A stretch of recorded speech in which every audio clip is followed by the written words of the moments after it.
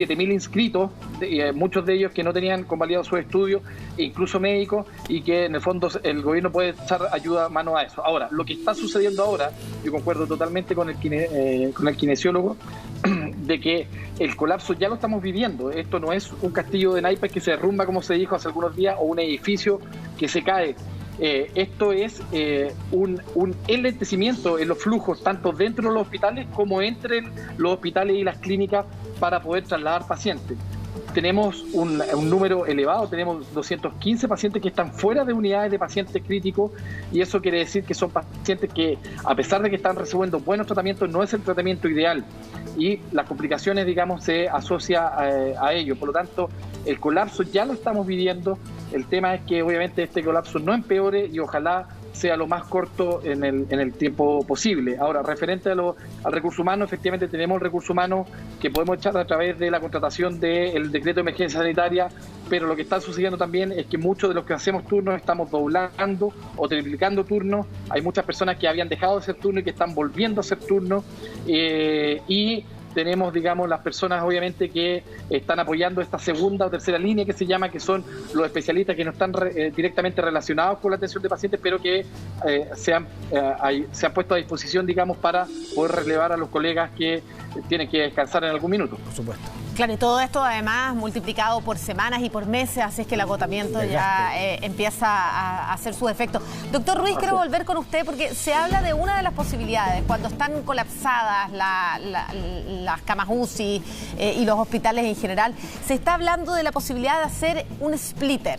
Esto es dividir un respirador para 2 pacientes. ¿Es igual de efectivo? ¿Significa que se van a atender a 2 pacientes o significa que se va de esta manera a atender a medias nomás a cada uno? ¿Usted lo recomienda? Bueno, es una situación, es un recurso extremo para ventilar a los pacientes. La verdad que cada paciente tiene condiciones mecánicas distintas, de manera que usar un solo ventilador para ventilar 2 pacientes puede ser que se ventile excesivamente a uno y deficitariamente a otro. La recomendación de la Sociedad Chilena de Medicina Intensiva es dejarlo solo como último recurso, porque puede ser potencialmente dañino, tanto por sobreventilar como por infraventilar.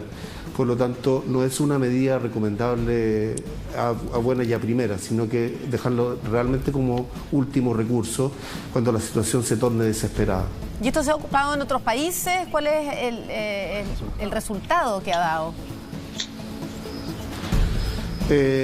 No tengo bien información al respecto de eso, se ha ocupado, pero lo que se puede decir que hasta donde yo sé no hay estudios científicos serios que demuestren la factibilidad de este procedimiento.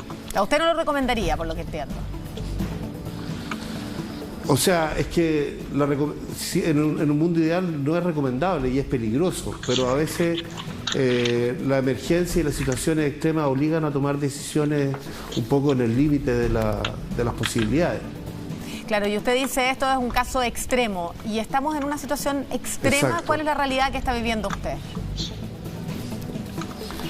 Bueno, nosotros la realidad que estamos viviendo es que estamos realmente llegando al borde de nuestras capacidades. Siempre estamos tratando de incrementar nuestras capacidades de atención de pacientes, pero estamos efectivamente llegando al límite o ya sobrepasados, como han dicho los colegas.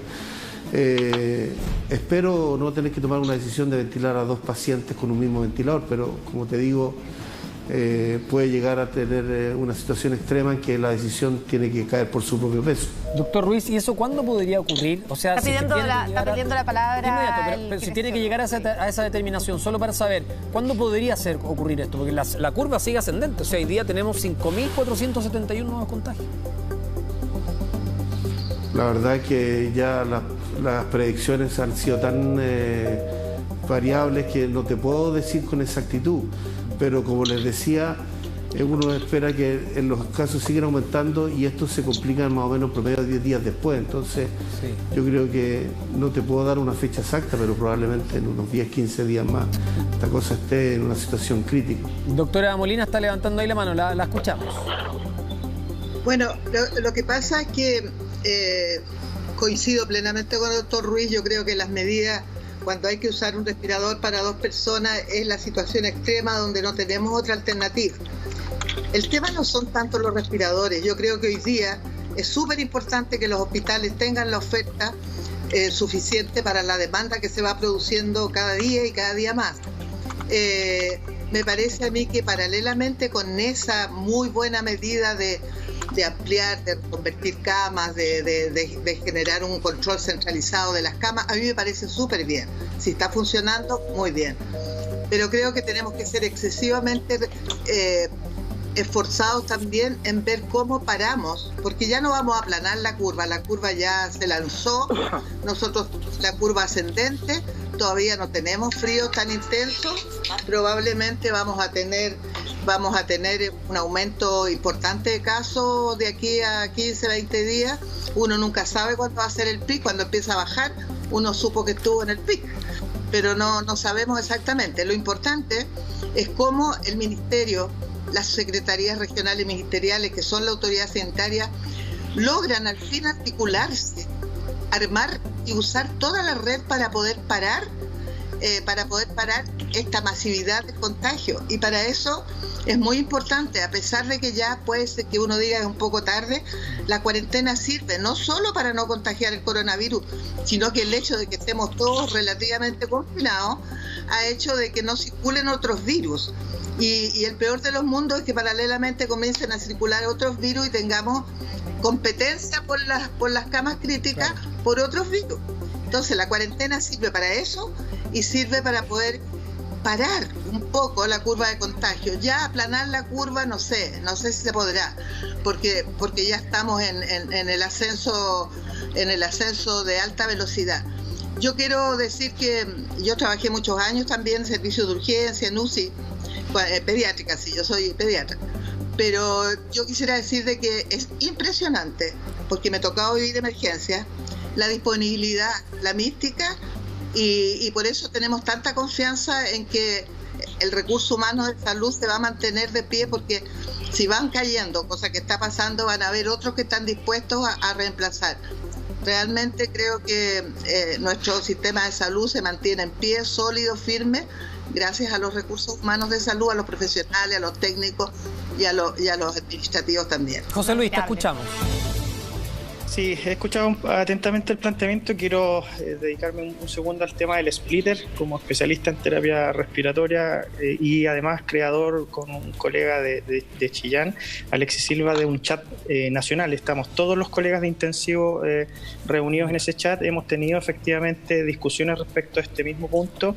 Yo he hecho mi declaración ahí abiertamente soy uno de los detractores de la ventilación dual. Y el splitter en particular es un dispositivo que está en fase experimental que permite visualizar un poco los flujos reducidos o los volúmenes que se estarían aportando a uno u otro paciente en estas condiciones. Pero como bien también escuchaba el doctor por ahí, es una fase experimental que no tiene todavía las validaciones correspondientes para poder instaurarlas, y en base a eso creo que se pudieran explorar, y las hay, otro tipo de alternativas quizás por ahí que nos ayudaríarían a evitar llegar a ese momento. Y que el remedio sea peor que la enfermedad, digamos, o sea, que no garantice que en vez de que salve uno, terminen empeorando los dos. Eso me quería preguntarle, ¿cuáles son los riesgos? Es una lotería, tal cual se manifiesta, uno no sabe en qué condiciones va a ventilar a uno u otro paciente, no se pueden hacer mediciones de mecánica, de nivel de seguridad, es simplemente inyectar aire a pulmones que se pueden comportar absolutamente diferentes, y por ende producir todos los riesgos asociados a la ventilación mecánica mal instaurada.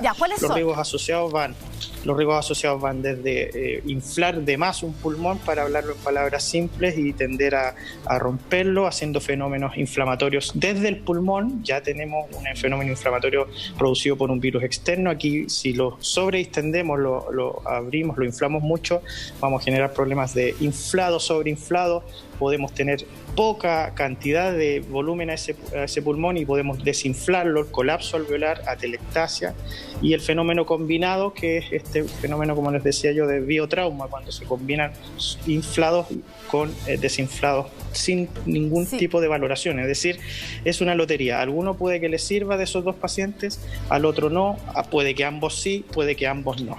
Entonces ese es mi fundamento inicial, sin perjuicio de grandes estudios. Lo está liderando nuestro colega Daniel Arellano, que es un colega que ha estudiado muchísimo la ventilación mecánica en el país. Sin lugar a dudas es un buen referente, pero es una fase experimental. Entonces hay uno que está formado en ciencia, debe esperar algo más formal para poder tomar esa decisión. Pero por otro lado, si la autoridad el 29 de mayo recién pasado declara que el uso estaría permitido, bueno, va a haber que hacer caso. Uno tiene que también no ponerse a criticar, y él tendrá razones y fundamentos para hacerlo así. Pero públicamente, a través de su pantalla, yo me declaro un detractor de esa modalidad de ventilación. Qué importante escuchar a los expertos, a los que saben, a los especialistas respecto a esta nueva modalidad que se ha propuesto, que es dividir un ventilador para 2 pacientes y que un ventilador ventile a 2 pacientes, pero lo que nos explicaban ahí todos los especialistas es que esos 2 pacientes son distintos, tienen condiciones distintas, tienen tamaños pulmonares distintos. Y la ventilación es la misma, uno no puede regular la misma fuerza, aire, claro, aire para uno y otro. Claro, y lo que dice el doctor, que lo dice en palabras muy técnicas, pero es el exceso de aire a un pulmón, el daño que podría, pensemos en sobreinflar un globo. Claro. ¿Qué pasa? ¿Y qué es lo que pasa entonces con un pulmón? El riesgo que se puede llegar a correr. Vamos a dividirnos solo por unos instantes. Vamos a volver con todos ustedes. Son las 11 de la mañana con 33 minutos. Está tremendamente interesante esta conversación. Hay muchas cosas que yo quiero preguntar. Le quiero preguntar a la doctora Elia Molina, porque dijo el ministro de Salud en una entrevista que él hablaba con ella por teléfono, que eran amigos.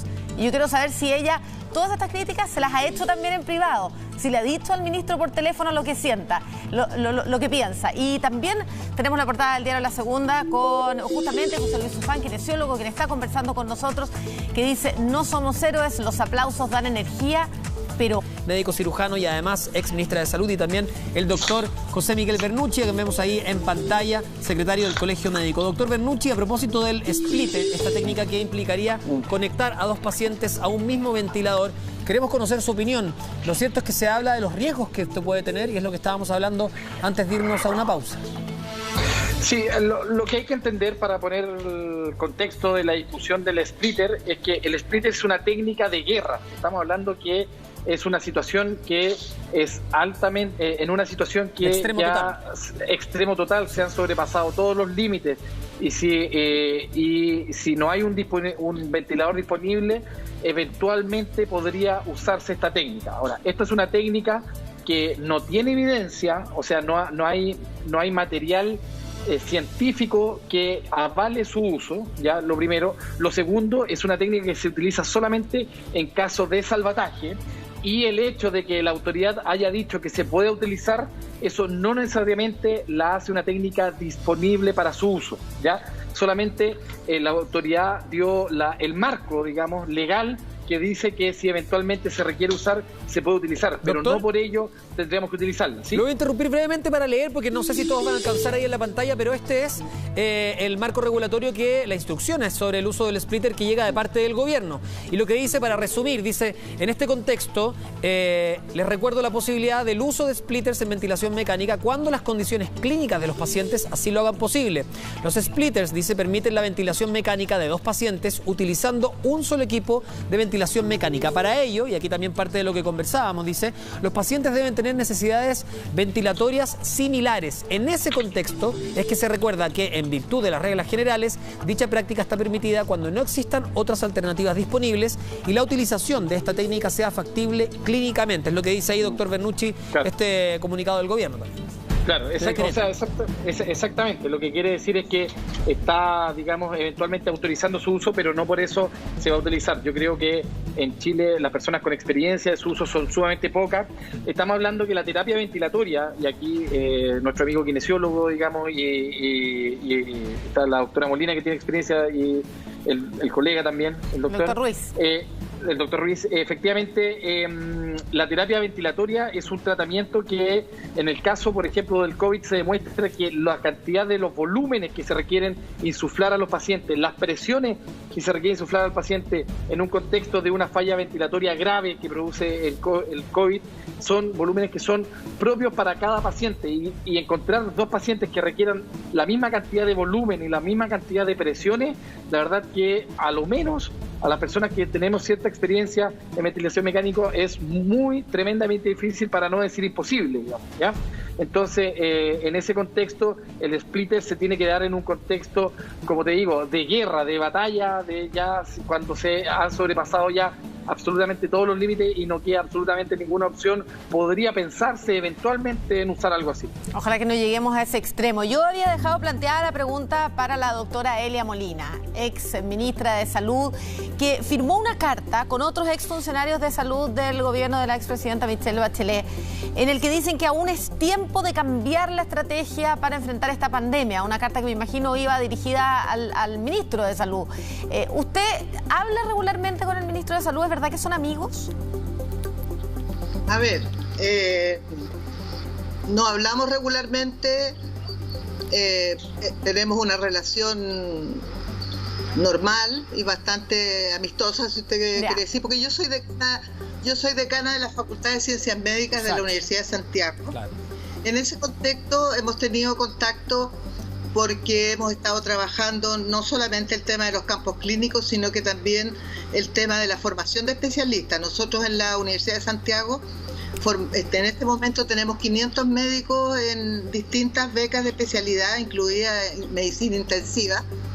Y en ese sentido la relación con el ministerio es bastante frecuente y ha sido bastante compleja también, porque son temas bien complejos. ¿Y usted le ha podido decir en persona todo esto al ministro? Sí, he estado con él en algunas reuniones y yo soy muy transparente y siempre digo lo que pienso, aunque no siempre caen bien mis declaraciones, pero hemos hablado, y cuando yo veo una situación que siento que está poniéndose peligrosa, o que yo le mando un WhatsApp y le digo lo que pienso. Eso creo que es honesto, creo que como ex ministra también yo no puedo dejar de empatizar con la función de un ministro, porque es el peor de los mundos, me imagino yo, estar a cargo de la pandemia hoy día, en el día de hoy, y bueno, cada uno tiene su estilo, su personalidad. Yo estoy en desacuerdo en muchas cosas de las que se han dicho y se hacen y se contradicen. No me gusta la ambigüedad muchas veces en que se dan las indicaciones. Pero eso no quiere decir que si yo puedo hacer un aporte. Yo creo que en este minuto, de verdad, no tenemos ninguna opción más que sumar. Yo creo que los doctores que están acá, el kinesiólogo que está acá, todos tenemos la mejor intención de poder ser un aporte. Cuando hacemos una carta, muchos investigadores, expertos, que también mandamos una carta al presidente. ¿Y qué recomendaron ahí? No es con el fin de criticar por criticar, es con el fin de poder poner sobre la mesa distintas ideas que puedan ser recogidas por el gobierno, porque no son ideas que se agarran al azar, son ideas de personas que han estudiado, que tienen evidencia, que son virólogos, salubristas como yo, en fin, distintas personas. Y casi todas nuestras recomendaciones tienen mucho que ver con lo que ha recomendado el Consejo Asesor del Ministro. O sea, no estamos poniendo un mundo paralelo, es un mundo que existe, que es así. Entonces a mí me preocupa mucho que ya estemos pensando en medidas extremas de guerra, que ya nos estamos poniendo como el parche antes de la herida, de que vamos a estar en el caos total y vamos a tener que poner a 2 personas en un mismo ventilador, dejar a muchos que podrían salvarse que se mueran.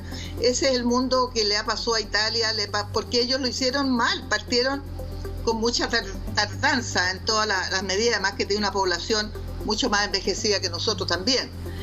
Pero a mí me parece que hoy día es el día para el gobierno y para los que no estamos en el gobierno de sumar, de ser un aporte y de poner todo nuestro esfuerzo para que al país le vaya bien.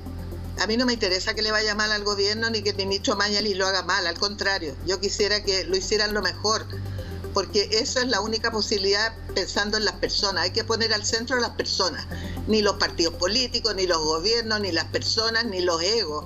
Hay que poner qué es bueno y mejor para las personas. Para la vida. Y creo que Claro, y en ese sentido está bien. La persona que está en la UCI, en la cama crítica, es un momento muy especial, donde está muy cerca de la muerte. Pero lo que tenemos que evitar es que lleguen más pacientes, demasiados enfermos a los hospitales y que se tengan que producir estas situaciones extremas. Para eso hay que hacer salud pública, para eso hay que hacer testeos masivos, hay que hacer seguimiento de contactos. Muy bien que se estén haciendo las residencias para llevar contactos y positivos sin síntomas a lugares de mayor aislamiento, donde claro, para frenar el contagio antes de que se nos cope todo el sistema hospitalario, que es lo que ya está pasando. Sí. Salud pública, anticipatoria, preventiva. Sí. Ahora, igual vamos a llegar a una saturación, porque eso ha pasado en todas partes. ¿Por qué no va a pasar en Chile? Y nosotros recién estamos en la mitad de la curva ascendente, queda mucho. Entonces hay que hacerle mucha fuerza a la atención primaria, que se meta en las comunidades, que trabaje con ellas para parar esto. Y creo yo tengo la idea de que las cuarentenas sí sirven. No son perfectas, porque a esta altura la cuarentena, cuando es realmente más útil, es cuando los casos todavía no están aumentando tan intensamente como acá, pero igual sirven, igual contener. Sí, vamos a volver porque queremos hablar de las cuarentenas y de la posibilidad de que este miércoles se decretara incluso ampliación geográfica de cuarentenas, pero estamos también con el doctor Ruiz y queremos aprovecharlo antes de que se tenga que ir para hablar justamente de este colapso que dice Elia Molina que podría venir en los próximos días. Dice, la curva va recién en el ascendente, todavía ni siquiera han comenzado a bajar los casos de contagio. Y usted nos advertía, doctor, que eso es un mal signo de lo que se viene. Bueno, la verdad que la doctora Molina tiene toda la razón. La única manera de saber cuándo se acaba el pic es cuando viene el descenso, y es la realidad. Lo que yo puedo decir es que en la medida que sigan aumentando, se produce una evolución más torpe y más complicada al 10º día en promedio de iniciado el cuadro clínico, de manera que si seguimos aumentando, esto va a seguir sobresaturando el sistema de salud y vamos a ver cómo podemos enfrentarlo. O sea, el cálculo, doctor, sería, el día en que empiecen a bajar los contagios, por lo menos van a pasar 10 días más en que eso pudiera empezar a notarse en los hospitales. Sí, el doctor Ruiz le preguntaba, sí. O sea, sí, exacto. Yo creo que posteriormente son 10 días de desfase entre el inicio del cuadro clínico y la aparición de complicaciones. Ese es más o menos el promedio de ingreso de los pacientes a las unidades de cuidado intensivo. Doctor Ruiz, y la doctora Molina recién, que conversaba con nosotros, firmó el fin de semana un texto donde aparece ella y otras ex ministras también, Janet Vega, Carmen Castillo, Janet Vega, ex subsecretaria, Gisela Alarcón, que era también directora de FONASA. Cuando se pide aquí al gobierno es cambiar la estrategia COVID, que dicen todavía estamos a tiempo. Ahora, ¿qué es cambiar la estrategia COVID? ¿Se necesita cambiar la estrategia? ¿Cuál es su opinión también adentro de un recinto hospitalario? Porque uno ve que el gobierno anuncia que llegan nuevos ventiladores, que se mantienen las cuarentenas, que tenemos cuarentena hace algunos días ya en prácticamente toda la región metropolitana. ¿A qué se refieren con cambiar la estrategia? ¿Usted cree que es prudente hacerlo ahora? Bueno, yo no soy salubrista, la verdad, pero me parece que la política de testeo masivo podría ser una estrategia razonable. Yo estoy de acuerdo con las cuarentenas, yo creo que son importantes y prolongadas. Y en términos de la salud, yo creo que coincido con el hecho de que una persona puede ser contacto y tener una prueba de PCR negativo y ser un falso negativo. Es más, este número mágico de los 14 días es porque el 97% de las personas que han tenido contacto con un paciente COVID no van a hacer el cuadro clínico. O sea, incluso pueden hacerlo pasados los 14 días en un número pequeño de un 3%. De manera que es el aislamiento, el testeo masivo, las cuarentenas, yo creo que es una política que hay que seguirla implementando. Y que los síntomas incluso pueden aparecer el día 13 o 14. El doctor Bernucci estaba levantando la mano ahí para opinar al respecto. Claro, efectivamente yo creo que es súper válido aclarar el punto. Yo creo que la doctora Molina y el doctor Ruiz lo han dicho. Acá la mayor cantidad de ventiladores, la mayor habilitación de unidades de pacientes críticos no nos va a ayudar a derrotar el COVID. Lo único que nos va a permitir es atender a los pacientes graves que nos vayan llegando. Lo que le pasó a España y lo que le pasó a Italia es que, a pesar de que aumentaron ellos y que tenían hartas camas, no lograron superar el número de pacientes que les ingresaron. Por lo tanto, aunque tengamos 1 millón de camas UCI y nos sobren 2 millones de ventiladores, eso no nos va a ayudar a derrotar la pandemia. Es lo que decía José Luis recién, que en el fondo esto tiene que ver con tratar de frenar esto antes, porque si no se transforma en una lotería cuando ya estamos en ese caso extremo. Exactamente. Entonces, aquí las medidas de contención que ha tomado la autoridad, esas son las que no han resultado, ¿ya? Y las medidas de contención que tenía que ver con medidas que parecía más con adquirir una inmunidad de rebaño, que tenía que ver con las cuarentenas dinámicas, digamos, e ir viendo, digamos, cómo se iba moviendo el virus. Esas medidas son las que no nos dieron resultado, no nos dieron resultado a todos como país, ¿ya? Entonces, lo que se ha planteado es que efectivamente tiene que haber una redirección de la estrategia. Salió una carta, digamos, firmada por 60 y algo científicos durante el fin de semana, que iba dirigida al presidente de la República, y efectivamente en esa carta lo que se dice es que tenemos que cambiar la estrategia. Ahora, cuando uno mira el éxito, los países exitosos, uno, por ejemplo, mira el caso de Australia. Australia a la última semana de marzo tenía casi los mismos 600, o primera semana de abril, no me recuerdo bien, los mismos 600 contagiados que Chile, con una población más o menos parecida y con una cantidad de ventiladores mecánicos más o menos parecida. Ahora, si uno ve avanzando en el tiempo, Australia creo que todavía no llega a los 10, no llega. Ahora, ahí estamos sacando el tema social, doctor, porque también es importante. Los niveles de hacinamiento y de desigualdad que se dan acá son distintos que Australia. Por eso, pero que lo que te quiero poner el ejemplo, es que su técnica fue justamente de testeo masivo, de seguimiento de casos agresivos y de seguimiento de contactos también muy agresivamente. Ellos contrataron 18.000 personas para solamente hacer seguimiento. La Seremía de Santiago tiene 80, con 11.000 llamados pendientes, como nos demostró Chipre el fin de semana. Y eso no tiene que ver con condiciones sociales, ¿ya? Entonces, y Australia lleva 0 días de cuarentena. O sea, y justamente lo que más problema nos trae es la cuarentena. Entonces, efectivamente ya estamos tarde, pero todavía podemos hacer una contención, porque no tenemos que aplanar la curva, como decía la doctora Molina, tenemos que romper la cadena de contagio. Y la única forma de romper la cadena de contagio es identificando precozmente, es haciéndole seguimiento muy agresivo a esos pacientes y hacerle seguimiento muy agresivo a los contagios. Identificar y aislar. El kinesiólogo José Luis Ufán está pidiendo la palabra. José Luis. Por favor, me he dado cuenta del tremendo panel que estoy, así que yo aquí, desde la humildad de la kinesiología, quiero aportar algo. Primero, no puedo sino estar más de acuerdo con la doctora. Creo que ella toca un punto esencial, a mi juicio, que debemos rescatar a nivel país, que es la empatía. Ella, como ex ministra de Salud, logra empatizar con su actual colega ministro de Salud, y evidentemente es un ejercicio que yo invitaría a todos, porque es la única manera, a mi juicio, que vamos a poder entender tanto decisiones que se tomen a nivel país como decisiones de nuestros propios centros y entornos, etcétera. Creo que una palabra que yo la dejaría ahí como un buen ejercicio. Por otro lado, respecto a país en sí mismo, ¿por qué el ejercicio de compararnos con otros países? Vamos a tener que pegarnos un nuevo mazazo de realidad para darnos cuenta que tenemos una idiosincrasia específica de gente, tenemos una realidad diferente de gente, un análisis sociológico que puede ser muy extenso, y probablemente nos vamos a dar cuenta que jamás vamos a llegar ni a números, ni a resultados, ni a estándares de atención de otros países.